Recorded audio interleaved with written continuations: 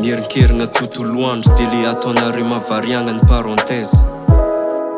Mivezivezy nga mba fanaiko satria kara efa tsisy raha hitako ma à l'aise. Mora moky mora miova lalagna sy drafitra, tsy mba tapa-kevitra. Tsy navita raha akoatrany rap zany ihany ka na tsy mandro isan'andro iazaka mba tsy hemitra. Dia mba navita bidibidy ka tsy haiko na nataoko ana na ho anao le nataonay.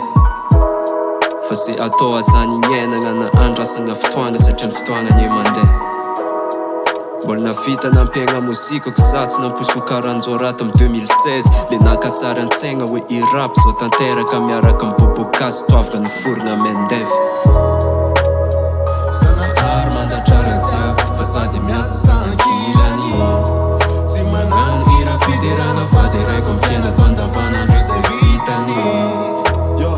Miaina tsara ekiniany satria mbola tsy eo akory aby ny ampitso. Mba hialana ny diso dia ataoko ny rap sy ny adalana ary zay asa tokony ho ataoko atoizo.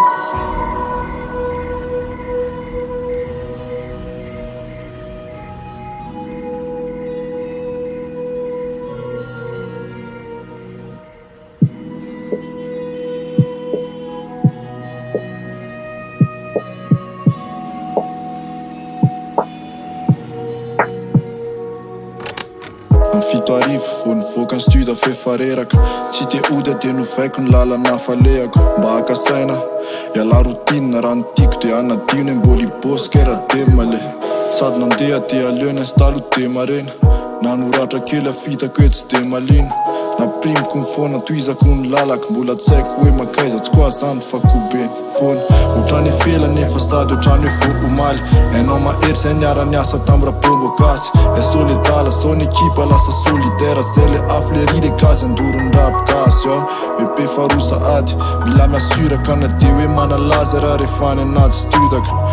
Fanasana zany posy tsy asa fela. Zay le kosy mila verina so sanatria aneny eo.